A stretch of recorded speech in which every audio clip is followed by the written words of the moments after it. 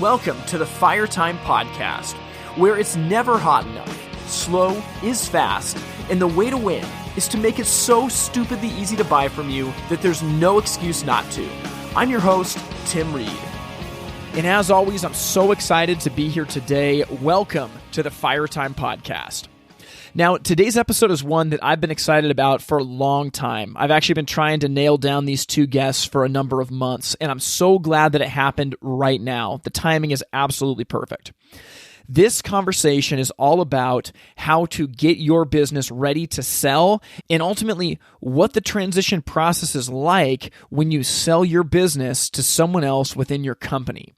And the two guests that I have on here, Daniel Hammer and Mike Duvall, have just a really cool story. Mike was a business owner for about 40 years before he ended up selling his company to Daniel Hammer, who'd been working for him for a number of years.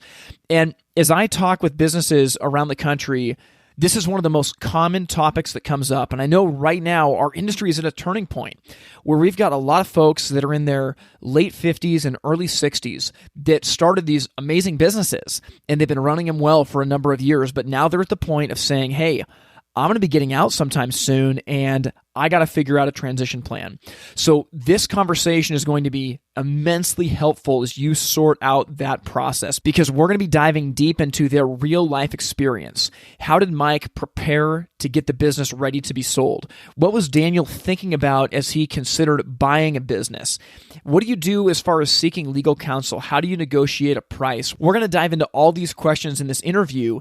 And my hope is that whether you're the person that's selling a business or whether you're someone coming up saying, hey, I think I could buy a business, this conversation is going to start to give you a roadmap.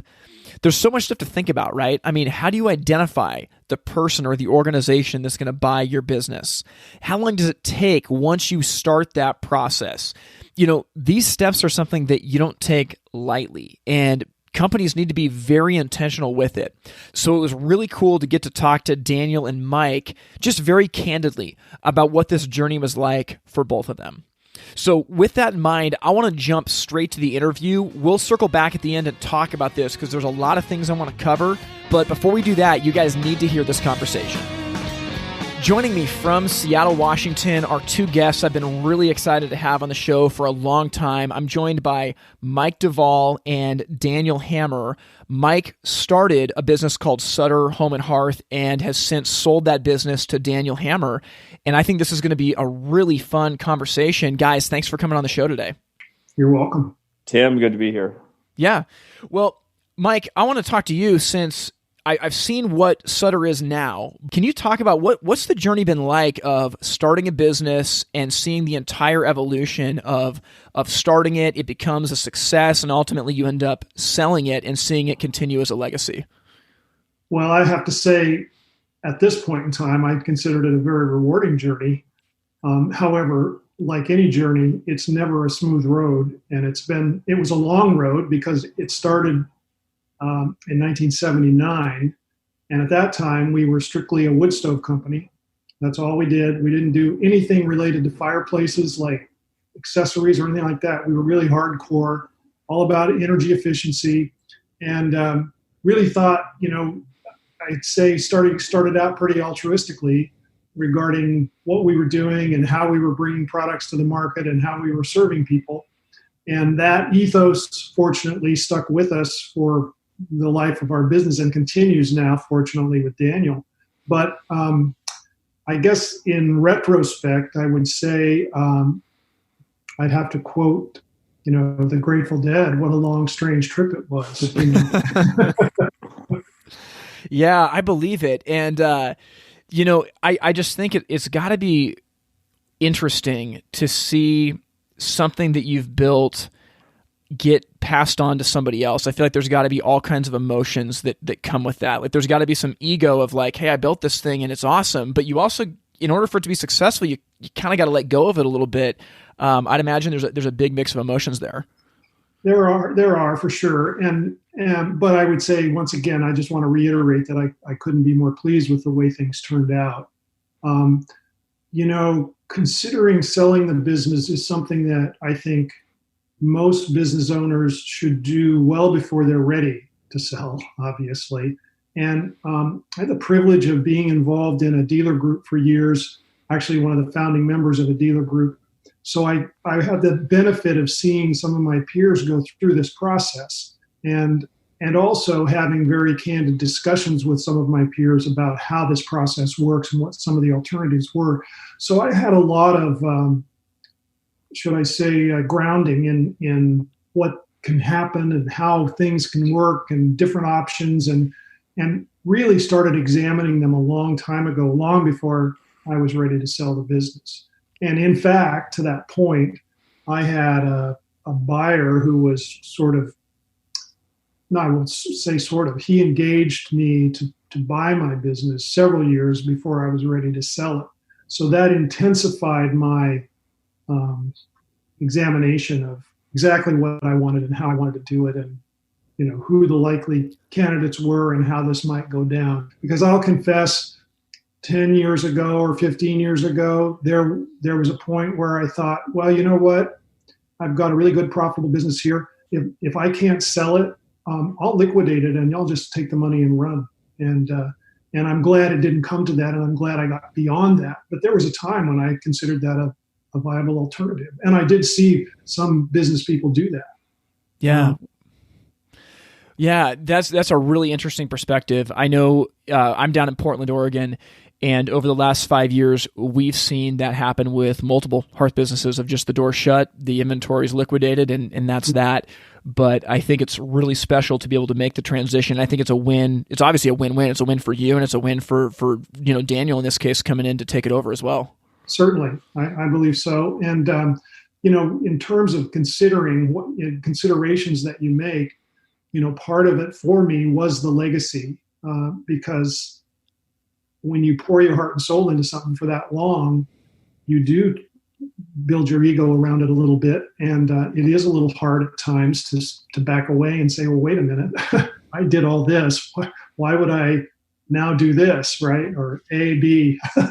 But, it takes some soul searching. And it also, the benefit of hindsight and the benefit of experience, that you see what some of these other companies did and what some other businesses went through. I would say off the top of my head that probably 80% of the businesses in our industry are family owned, and they anticipate some, inheritance for the children to take over the business. And I know that's maybe idealistic in some worlds, but in small business, that's a pretty common denominator, I think. And we were always, from just after we became a business, we incorporated. So we were a C corporation. We never had family working for us. And so there was no risk of nepotism. Yeah. And I always wanted to stay away from that. But you do see some of these family businesses that it is, there is money, they're making good money, but it's kind of hard to see how they're doing it all. And some of it is with, just family ties. Yeah. Yeah. Well, I want to shift to Daniel, and Daniel, I want to ask you. So we're going to kind of play this conversation out from both Mike's side and your side. But what was your journey to even getting into the industry to the point where you could even fathom buying a business? Well, I started in this industry in 2000, like legitimately. I mean, before that, I was, working under the table here and there, installing stoves. And my family's been kind of involved in the hearth industry through my brother. And I worked with him and his company for 10 years. Started out as a warehouse guy, and then was an installer, and and then got into sales and sales management, and then became branch manager. And by the end of my time at the company I worked at before, I was a senior manager running my own store, including the installation department and the inventory, and doing a lot of other things for the other 4 stores that were a part of that company at that time. Fast forward to making the transition from my old company to Sutter. It's 2011 or so. I actually had met John Miner as Mike Duvall's partner a couple years before that, just randomly. I was down in, I've lived in Seattle for, a long time now. I moved to Seattle in the early 2000s, and I actually worked at a company that was out of the city. And so I'd commuted 15 miles, 20 miles every day to get down to my old company, but I actually lived in Seattle, and I was doing some work where I was in Ballard, and I walked into Sutter Home and Hearth down on Ballard Avenue. I didn't even know they were there. This is like 2008 or 2009. and went in there and kind of identified myself as working for a Hearth company and saying, hey, I'm not a competitor. I just, want to say hi. And, please don't send my head in a box back to my bosses. I'm just here to, take a look at your operation. I didn't know you're here. And the guy at the counter, who I'm pretty sure it was Van Thorfinson, who still works here, I said, yeah, no problem. How you doing? And I went into the next part of the showroom, and there was a guy stocking the shelves, and he struck up a conversation with me, and it turned out it was John Miner, which is, for those who know John Miner, it's actually not surprising that he was stocking the shelves. And we had a good conversation. And a couple of years later, I called him up, and he remembered me, and I decided to go have an interview, and moved over to Sutter in 2011. And, at that point in my career, I wasn't sure that I wanted to stay in the industry. In fact, I was pretty sure I didn't. And I worked for John and Mike for probably a year, maybe a year and a half, before kind of started getting the itch that it just wasn't for me anymore. And I was ready to leave the industry. And I almost took a job as a general manager for another company that does a completely different trade down in Santa Barbara. And I was going to go work for kind of a high-end audio company, which is kind of a similar type of business, right? It's a specialty retail and focuses on service and high, technically demanding goods. And just seemed like it was time for a change. And John and Mike and I sat down, and I went and told them that was my thought. And I wasn't really going in there to negotiate. I was really just telling them that, hey, I've made this decision, and I really respect you guys. I really like you a lot. And you've taught me a lot of things, even in the short time I've been here, that I didn't learn in my prior job. But I think it's time for me to make a move. And John and Mike really wanted at that time to give me an opportunity to stay. And, we got into some negotiations, and they gave me a lot to think about. Of course, we, talked about salary. We talked about what's the long term. And really what it ended up being for me is that, once John and Mike and I were able to get to this next step of relationship where they recognized, well, we don't want to lose this guy. And I started recognizing, hey, I'm going to go work for a company that is owned by two people who, the folks down in Santa Barbara, that they're looking to me to be kind of a savior that I'm not, because I'm bringing a 4-year business degree, and they think that that's like some kind of silver bullet. And I recognized at that moment that, moving to California and doing this transition would be exciting, and I'd probably be successful at it. But I had a lot more to learn just staying with John and Mike. And that's kind of what made me stay more than anything else, is that I recognized that, these guys were excellent. They're excellent business owners. They were good bosses. And it was going to take a long time for me to learn even half of what they had to teach me. And that's the thing that kept me there. And, and then the rest of it kind of progressed naturally after that. I mean, once I decided to stay and, stay with Sutter and commit to, learning from them as best I can, and commit to, trying to run the company as best I can under their tutelage. We just kind of one thing led to another. And we kind of always knew from that point forward that was kind of going to be the plan. And then, every year the plan kind of solidified a little bit more until it turned into a full transition plan and a purchase. And here we are. That's really good. So what I want to ask then, Mike, on your side, how did you know when the right time was to start thinking about this? You mentioned earlier that you want to start thinking about it earlier rather than later. How soon was this on your mind? Frankly, I think I probably more than 10 years ago, I would say probably right around 2000, probably 10 years ago, 2010 was when I really started seriously thinking about what it would be like to sell the business. And that's about 8 years before you actually sold it, right? Correct. Okay. Yeah. And that was before Daniel came on board. And certainly before our relationship became what it became, several years later. But it was always on my mind that I had to have a plan. And as I mentioned earlier, having seen these other companies go through this process, I realized that it's not something you can typically make up your mind in a short period of time and just proceed and have things go smoothly. In fact, I don't think that ever happens.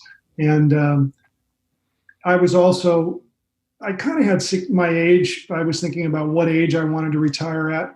And the closer I approached to traditional retirement age, then the more real it became to me for a variety of reasons. And I think that I was also starting to lose my edge a little bit, I would say, toward the end, because I feel like after I did it for 39 years, and as much as I loved it, and I never disliked my job, but I was really growing weary. And I would say that I wasn't sure, to put it simply, I don't know that I had another season left in me. Got it. That makes total sense. What were you looking for in the person to take it over? Did you think it would be a person from within? Did you think you'd be selling it to someone on the outside? I think initially I wasn't sure, but I thought initially, and this was before we evolved with Daniel to the point we did, I frankly thought it might be somebody from outside. And again, this interest that I had from a third party about a year and a half before we sold it to Daniel, or I sold it to Daniel, that sort of spurred me on to really get into the weeds with this and figure out what the reality was and what made sense and what didn't. So I would say my planning was probably about a year and a half. Okay. To really get a grip on this. Yeah. Yeah, that makes sense. For people that are listening that are in a spot where they want to sell someday, what kinds of things need to be in order to have a business that's even sellable? Because there's a lot of businesses that aren't sellable.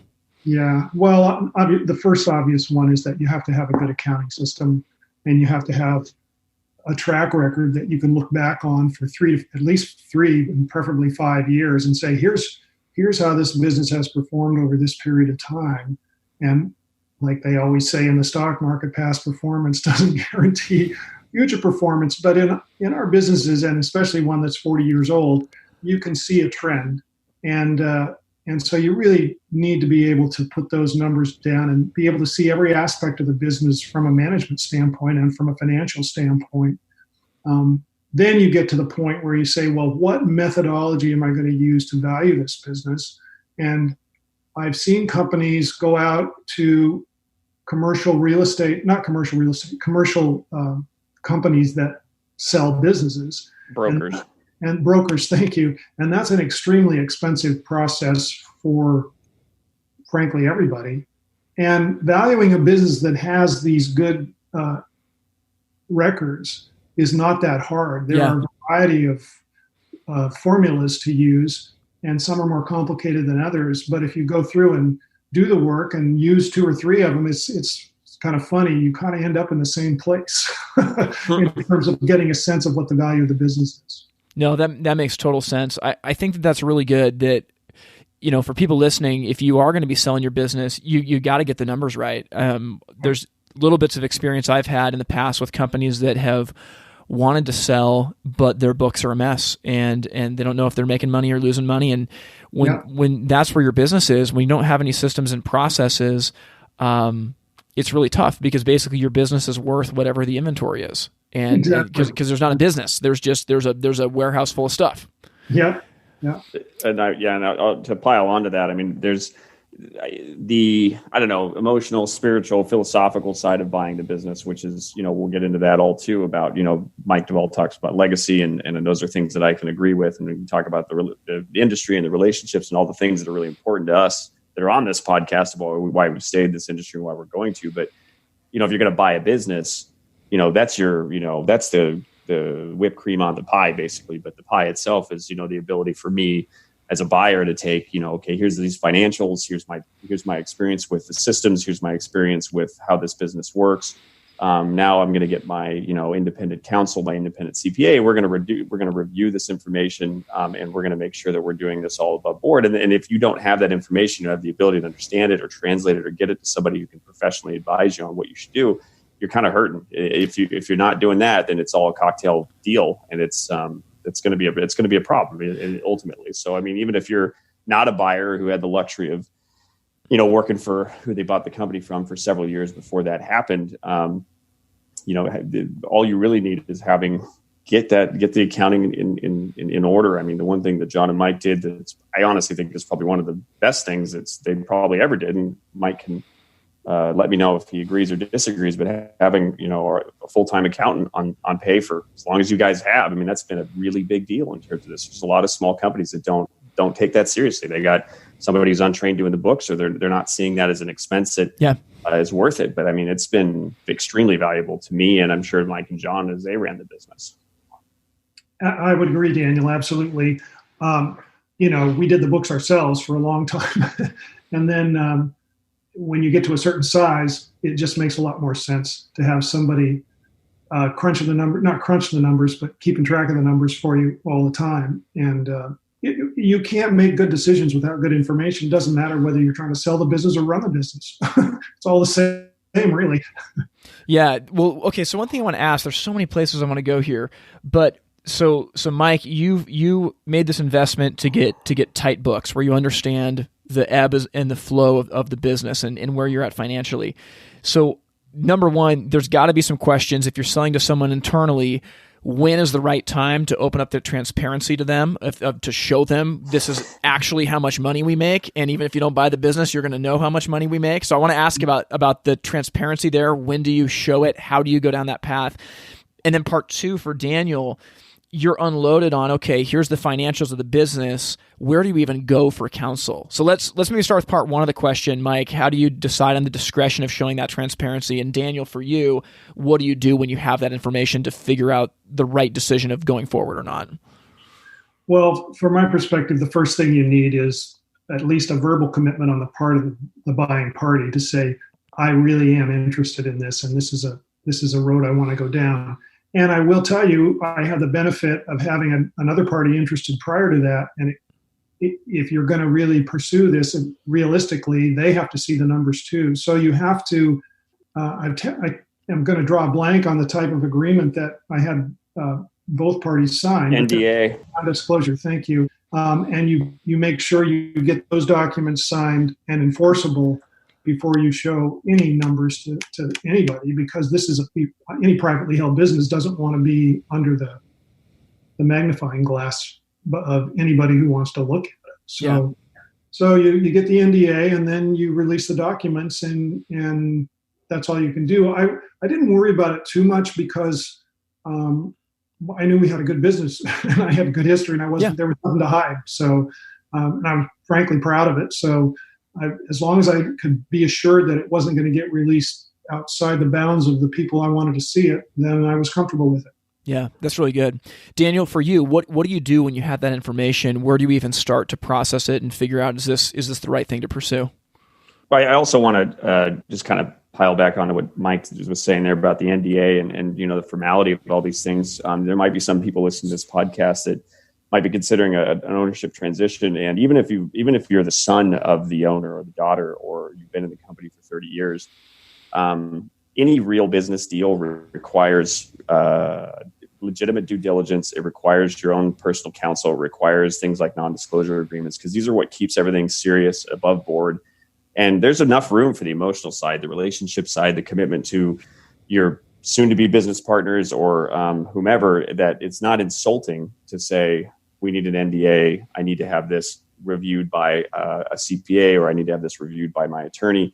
And anybody who's legitimate about getting into these types of agreements, that helps save their relationship. Right? Yeah. That's how you do something like this. I mean, John and Mike and I are very close. We've worked closely together for a pretty good amount of years now, but there was never a question about, why would you go, do you not trust me?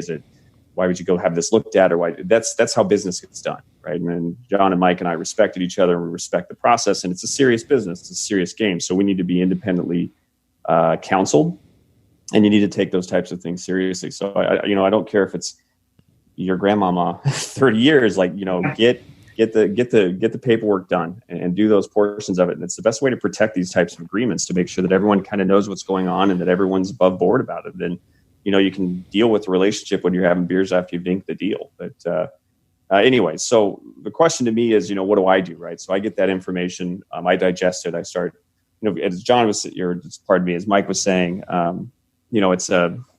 Sutter's a successful business. So, I have enough business experience to be able to review income statements, and I'd been exposed to them for quite a while by that point. And so I knew a lot of that already, but, so the first things that I do is I get two things. One, I get my own CPA.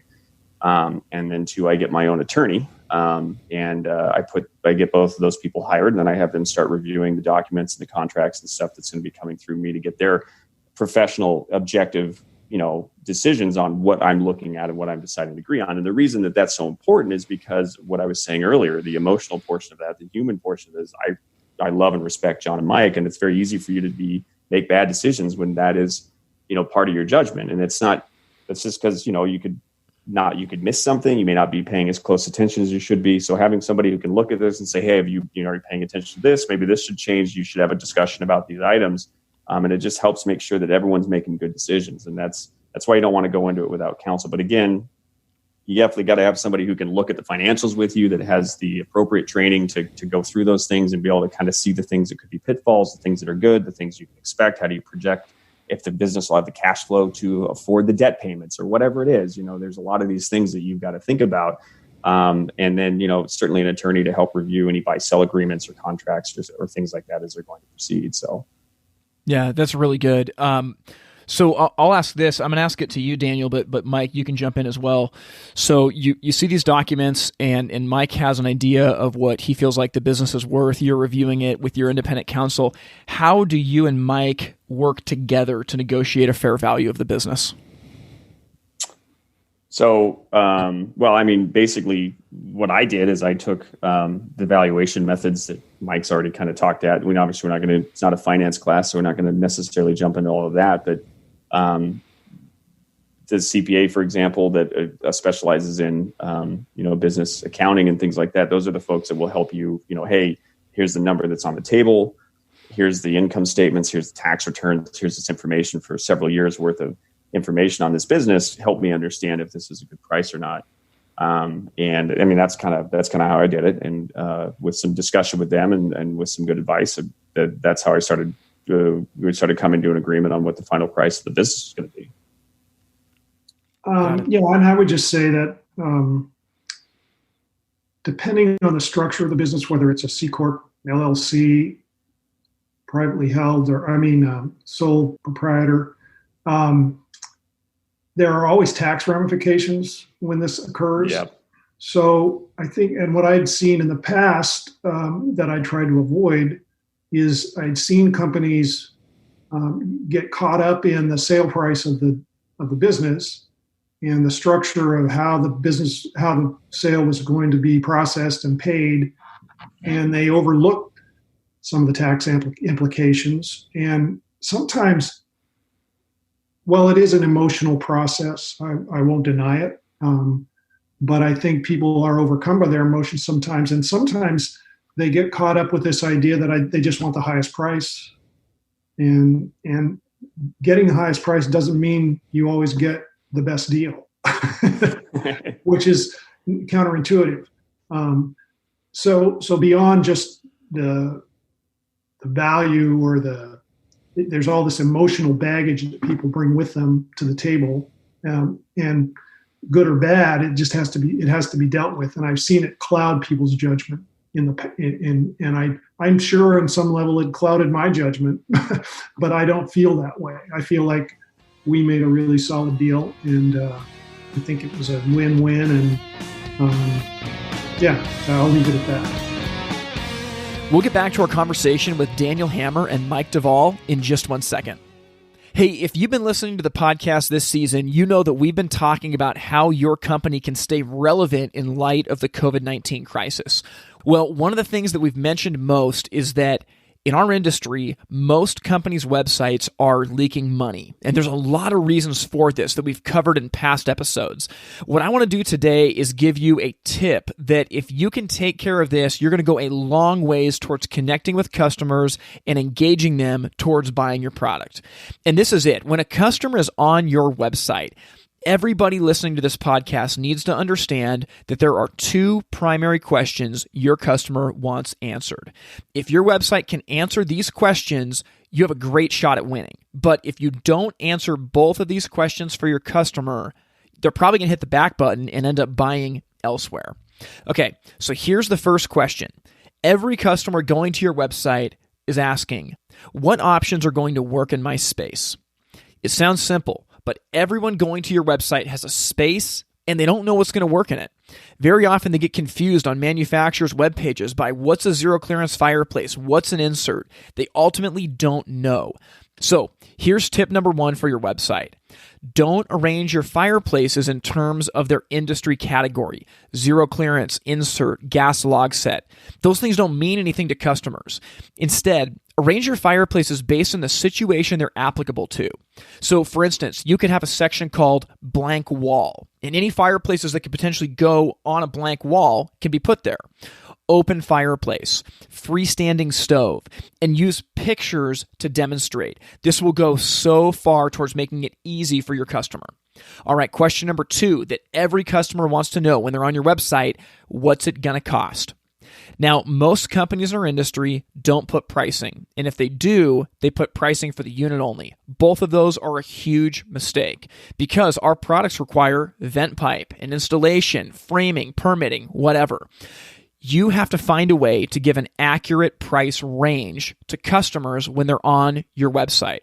Now, people get worried about this and they think about, what about unknowns? What about different situations? And I get it, there's complexity there, but it doesn't change the fact that your customers want to know. If I'm shopping for a car and I go to a manufacturer's website to try to find a model that works for me, if there's no pricing, I'm not sticking around. I'm hitting the back button. Your customers are the same. So today's simple tip to make your website relevant to your customers is answer the 2 fundamental questions. Which options are going to work in my space, and how much is it going to cost? And if you need help doing these exact same 2 things, you have to check out Wi-Fire. We've talked about this on the podcast before. This is a sales system I've been working on for the last 3 years. And ultimately, this is going to show customers which options will work for them, provide them instant estimate ranges, along with automated follow-up to nurture them through every stage of the sales funnel. To take advantage of this in your company, you need to go to Wyfire.com. That's WHYFIRE.com. I want to talk a little bit about just like financial terminology. So I'd love your guys' opinion on this. So it seems like with a lot of businesses, you look at the books and obviously there's a huge difference between top line and bottom line, Mike, like you just said. Just because the top line price of the business is really good doesn't mean, because of tax implications and everything else, that there's going to be the same amount of bottom line coming home to you. So It's important to think about this stuff. But a lot of business transactions, as I understand it, are based on a multiplier of EBITDA. And is that a starting point of where you guys went? Is just a multiplier of what the EBITDA was? That's certainly one of the formulas we used, but it wasn't the only one. And you can even do a percentage of sales as a methodology when you're in this type of business. When that's an easy way to do it. There's a lot of different ways, but yeah, we used EBITDA for sure. Yeah.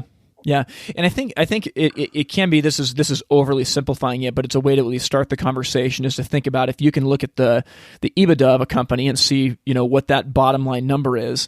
And if there's a multiplier on it, whether it's 2 or 3 or 5 or whatever, that starts to tell you as the buyer, the number of years on the multiplier is, how many years this thing's going to essentially go with no profit before the business becomes mine if things stay the same. Right.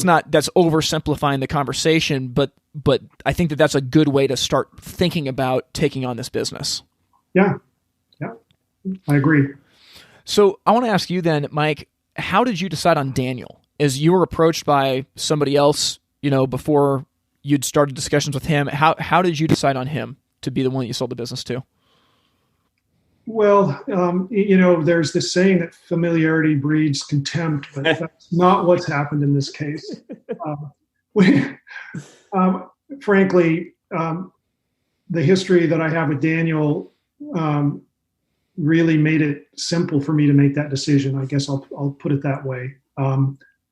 Primarily because of the legacy aspect of the business. I didn't have confidence that the other party, or necessarily any other party, could carry on in the tradition, for lack of a better term, that we set at Sutter Home and Hearth. And Daniel had been with us long enough and been a general manager for long enough and he exemplified the things that we believed in and how to run a business and how to treat your customers and how to treat your employees. And you can't. A lot of people can come into a business and not have that. And I didn't want the reputation that we built over 40 years to get, I won't say ruined, but to be devalued in any way. And I knew by bringing Daniel to the party that he would sustain this and even make it better, grow it, because he's smart. He's obviously younger, and he's got a lot of good things to good ideas. And I think that, the future is bright. So, and I really like that we're able to sustain the brand in the market after all these years. Yeah, I'm with you. And I mean, just from my experience knowing Daniel, you are a meticulous thinker. I mean, you really have an eye for details, and you have what you need to take over a business and run with it.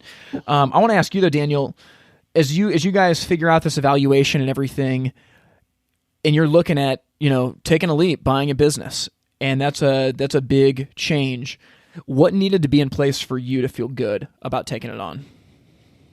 Well, I want to take a second and obviously, I don't know, and Tim, maybe you can get on board with me on this here. Obviously, Mike, I appreciate all of that you said, and the reason it's just, I know it's true, and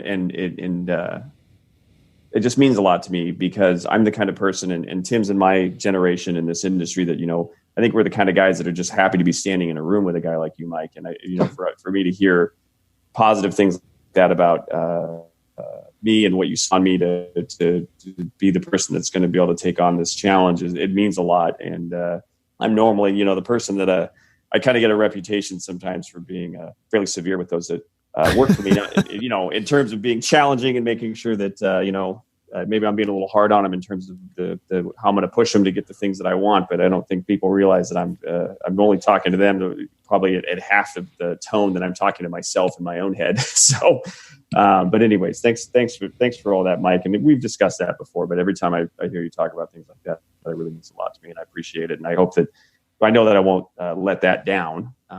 But again, being in this industry and being exposed to Mike and other folks that are within your generation and have done the things you guys have done, again, I'm just grateful to be in the same room. So, and it's nice to know that it's nice to know that we're starting to kind of get to the point where we won't be in the same room anymore. We'll be the ones that somebody else will be saying that to us, maybe. So, that's right. Yeah. So anyways, how do I make that decision? Yeah, and as you're looking at it, it's one thing to say, okay, I'm going to buy the business, but like, what needs to be in place? Like, do you need Mike to stay around? Do you need how do you get the money for it? Like, what needs to be in place for you to be able to actually do this? I use the analogy of becoming a parent often. Actually, it's one of those things. Like I remember when I first bought the business, people would ask, "Oh, how's it going?" And I'd say, you remember when you first had your first kid and somebody'd say, "Oh, how's it going?" And and you're trying to explain to them like how many highs and lows and all these things that are coming with it. It's amazing and it's terrible all at the same time. Yeah, so Jim Gaffigan says, they say, "What's it like having 4 kids?" And he says, "Well, imagine you're drowning and someone hands you a baby." There you go. So I think for me, what it was making peace with whether I wanted to make this commitment, right? And John and Mike helped me get to the point where I could see that you could be the owner of a business and you could have, you could take the risk of being someone who stands on principle and who works really hard to try to have a business that stands by its customers, stands by its employees, stands by quality, and isn't just trying to grab every buck that shows up. It's trying to make good, conscious decisions, and at the same time being tight on management, tight on procedures, and trying to make, have a few bucks left over at the end of the year. And before I got that, I guess that training and that understanding, it was, hard. It would have been hard for me to say, I want to have that kind of stress, and I want to have that kind of difficulty. I want to have that kind of commitment. And that was the things that the first, a couple of years before we actually made the transaction, we were talking about it, and it was certainly something on the radar. And that was the thing that I was thinking about the whole time is like, do I want this job? And am I going to be able to do this job correctly? Do I have what it takes to be a good leader, to be committed to this company, 24 hours a day, and try to make the best decisions for the company prior to making the decisions that would best affect me. And John and Mike taught me that that's totally possible. I feel like in their history, I feel like every decision I've ever seen them make, the first thing they thought about what's best for this company, and knowing that in the end that decision will be good for them. But the first thing that's got to be taken care of is what's best for the enterprise, and getting comfortable with being able to know that you've got what it takes to be able to do that, and that the stress is going to be worth it. So getting over that kind of emotional hurdle, getting over that commitment hurdle, that was the first thing that I had to do, was to make sure that I was ready for this job. And then after that, the rest of that's just paperwork, honestly. It's like, is the business profitable? Is it going to be worth the money that's being asked to buy it? What kind of systems do we have in place? Things that I already understood, how are we going to finance this? We have several different options that are available through that. We were started originally with the SBA, and then we decided to go a different direction just because of the way that the SBA was going to be difficult to kind of deal with in a transaction like that. Again, if you can trim up your beard and have a haircut and look nice, you can roll into any bank and have a good pedigree. And if you got a good business that you're trying to buy, and you've got the chops to basically be the person to buy that business, they'll fund you. You'll figure out a way to do it. But it's not a hard process. It's really just about being someone who's able to, hey, we need these things. You need to fill this out. You need to be here at this time. If you can do those things and you have the experience beforehand, doing the funding side of it, that's not a super difficult thing either. It's just that the bank's got to see this business is valuable. This person who's going to buy it's not going to fly it right into a mountain as soon as you take over. But for me, honestly, the hardest thing, and I think the most important thing, is really more of the emotional girding of like saying, are you ready to do this job? Can you take care of this company the way that the people that you were buying it from has done for the last 40 years? Can you continue the legacy? And will you make enough doing it to make it that all worth it? Once the answers to that was yes for me, then the rest of it was like, okay, let's get some paperwork done, guys. Wow. So what I want to ask then is, you buy this business. What kind of an agreement did you guys make as far as, Mike, you staying on to kind of oversee the transition and help smooth that out? Well, first of all, I would say that from my perspective, once we green-lighted this whole process and Daniel was all in and we had pretty much all the ducks lined up, I was surprised at how much time and energy I spent getting this deal done. I'll bet. And it's a lot of, and probably some of the strain certainly was emotional. But when you have a company our size, and maybe any company, I don't know, and you have employees and you have this transition occurring, the last thing you want to do is create a tidal wave where, at least from my perspective, and especially again going back to the legacy idea and the fact that you want things to continue, and you have a fair number of really good employees that you want to keep around. So there's this whole sense of, well, how soon does the word get out, and who do we tell, and how do we tell? That became a real big part of this for me, and frankly, the pressure to get it done was only coming from one person, and that was me. and so I kind of felt that burden for about a good 6 months. And at the end, it never goes exactly how you want it to go. And I would say, and this is in retrospect now, I don't harbor any of this. I'm just explaining what happened. I really didn't get to say a goodbye properly to everybody, and I feel kind of bad about that. But having said that, it's well overcome by how it worked out and who's running the show now. And I think initially, in answer to your question, Daniel, I told him what my drop dead date was, and fortunately, my minority shareholder business partner wasn't ready to leave when I was, and so he decided to stay on as a contract employee for another year. So perfect. That took a lot of pressure off everybody, I think. Wouldn't you say so, Daniel?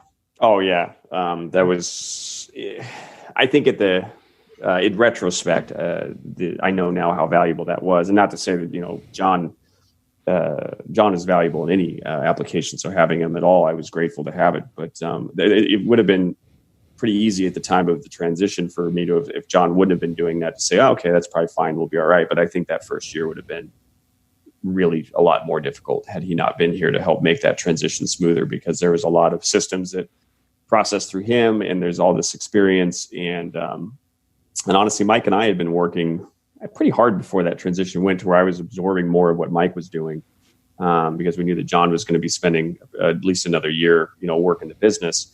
It was a big deal. And again, back to that whole do your paperwork thing. I mean, we actually had a signed employment agreement too. That was part of this transition, these transitional documents, like, this is what John's going to do. This is how long he's going to work. This will be his compensation. And he'll now be, working for me as opposed to the other way around. And, but yeah, that was a really valuable part of making anything like this work. Because even if you've got all this experience in the industry, or you got all this experience in the business, certainly if you're going, if you're doing what I did, which is John and Mike ran the company for 40, Mike for 40 years and John 35-ish years or so. And then it's going down to just one person, you're losing 80 hours of management time a week right there immediately. So having somebody who can help kind of make that transition is a really critical path for that. Plus, I would say that I agreed that I would be available. Certainly, it wasn't like I was going to. He didn't just vanish. That's true. And we had a few conversations. As I suspected, Daniel's competency revealed that he didn't really need me that much. Oh. So, in retrospect, again, I would just say it all worked out. Yeah, well, I think it's really special what you guys did. This is something that businesses in our industry dream of. And I think a problem right now is that many businesses in our industry were started in the 70s and 80s by good people, entrepreneurs that were smart, they knew how to work hard, and they saw an opportunity. And they built a business by putting their nose to the grindstone every single day. Right. And you can build a successful business doing that, and you can actually make a lot of money doing that. The problem is that when you're a treadmill operator like that, you can't sell the business, because if you get off the treadmill, the business stops working. It stops, right. And I think that there's something to be said for thinking about the business intentionally before you have to start putting these things in place to where this really could start, think about how could this business operate without me? How can I start building towards that? Even if right now you're listening and you're 30 years old, 40 years old owning a business, how could this business work without me? If I got hit by a bus tomorrow, how could I put things in place? And ultimately that's the way that you grow this thing. Right. That's right. And fortunately we were a large enough company to have enough working parts that we didn't rely on a single individual. So that's good. And right. You need a lot of gears working to keep it all running. So one question I have is, Mike, how long did it take from when you first started talking with Daniel to when the deal was done and you were out? Well, that's a little nebulous in terms of the nature of our conversation regarding this. But I would say, and correct me if you think I'm wrong on this, Daniel, but to the best of my memory, I would say that probably the process was about a year. Yeah, I'd say that. The real process was about it. It was actually, let's say 2, because there was that. I'd say about 2015 or so. So I bought the company in 2018. I think, I took over as general manager in 2013. At that time, there was some conversation about equity partnership, but not a lot. It was just, little conversations here and there. And then I think once we got into a couple of years later, then it started kind of getting like more frequent. We're having these conversations, and how's this, this is what we're thinking about. And then I'd say in late 2016, somewhere in that area is when it really got to like, hey, we're going to start doing this. You should start investigating funding options for how we're going to try to organize this deal. Because I remember we went and talked to the folks at the bank, and then we got everything kind of all of our ducks in a row, or I did. And then a year later is when we really started saying, okay, now we're going to do this. And we went back to the bank, and the bank had changed a lot of regulatory things, and things that became a problem basically for us to utilize that option. So I'd say it was about probably a year and a half, maybe 2 years is what I think ultimately, but the real business took about a year. I think that's about it. And the hammer went down. When the hammer went down, so to speak, it was a 6-month process. Yeah. So this doesn't happen overnight. No. Yeah. I want to ask this, Daniel. So every business owner knows that there's a difference between your name being on the back of the check and the front of the check. What was it like for you to make that transition?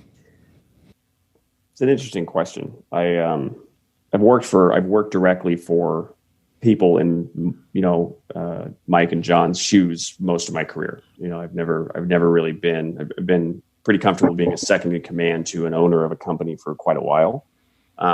So understanding what they go through and supporting them and then supporting the business is something I'm used to that. I'm used to that work. But there's something about it that is much different, even though it's important for you to have that level of training and perspective on the business before you get to the position where you buy it. But I will tell you, the day, July 1st, 2018, right, where I actually was now the owner, just signed as president the day before the paperwork for the full transition and all of the buy, sell, and the stock redemption and all these other things. It's completely different feeling than something that I would have the day before been able to articulate. Yeah. And it actually made me, I started working more hours almost immediately. Not that I haven't been a hard worker before. I started to have different ways of looking at everything. Not that I haven't always been concerned about us being profitable or about us making sure that we're making good decisions when it comes to supporting customers or staff or logistics or whatever, but it was just different. Yep. It just the level of responsibility changes, and there's it's not a bad thing. It's a good thing, and but it's hard to explain in terms of what exactly that transition is. But it definitely is. It's disquieting. You realize that this is all these decisions. It's not like every day you sit there and think everything's like revolving around me, but and if I make one false move, everything's going to fall apart. Although sometimes you think that way. I don't know if you know Jeff Reynolds, who's the owner of Home Fires down in Salem, but he's a relatively new business owner like I am, although he has a few more years under his belt than I do. And him and I joked about that at an event we were both at. And he looked at me, he goes, "Do you ever once in a while just think that whatever decision you just made is just going to bring the whole thing crashing down?" I'm like, "Oh yeah, every day." But that's kind of a long rambling answer, but I guess that's the best I can tell you about that. So I definitely will say that it's made me feel better about being here. It's made me feel more committed to the legacy and to the folks that work here and to what we're trying to do. And I'm glad that that's the result. I mean, it's not that I didn't expect that, but it's it feels good that's the way I reacted, as opposed to being overwhelmed or bitter or upset about how much more work I have to do. I'm glad to do it. So definitely. Yeah. I mean, it seems like a rite of passage. Once you go through it, you don't go back. Life looks differently, and your perspective's never going to go back to the way that it was. Well, when you own the business, if you have any fear of failure, it is much different as an owner than it is as an employee. Yeah. Yeah, I agree with you there for sure. What I want to ask you guys last, this is a little bit of a curveball, but Mike, you mentioned this earlier. You talked about the dealer group. I want to ask you, why did you start that, and what did it mean to you over the years? Oh, well, I wish I could take credit for it, but it was actually initiated by a fellow who owned Olympia Stove and Fireplaces. He entertained the idea and talked to me, and he talked to folks in Eugene at Midgley's and to Tim at Home Fire. And this little group of four started this Northwest Dealer Group, for lack of a better name. And at first it was pretty rocky. We got together. We didn't really have much commonality in terms of the way we were doing running our businesses, other than that we were in the same business. Yeah. Over the years, as it evolved, it became an extremely valuable tool for all of us. We learned a lot from each other and taught each other a lot, and certainly helped Sutter Home focus on some of the things that were most important when it came to having good books and being able to recognize when you were doing things right and when things were looking a little askew, and also just great ideas for improving your profitability.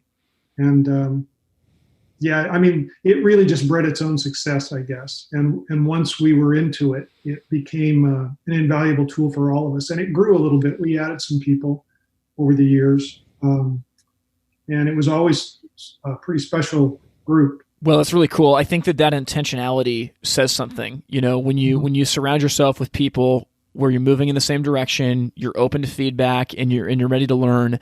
It's amazing how you stumble upon success when you set yourself up that way. That's right. That's a good point. And I keep thinking about this as we've been talking. My wife has a saying she likes to remind me of: hope is not a strategy. Truth.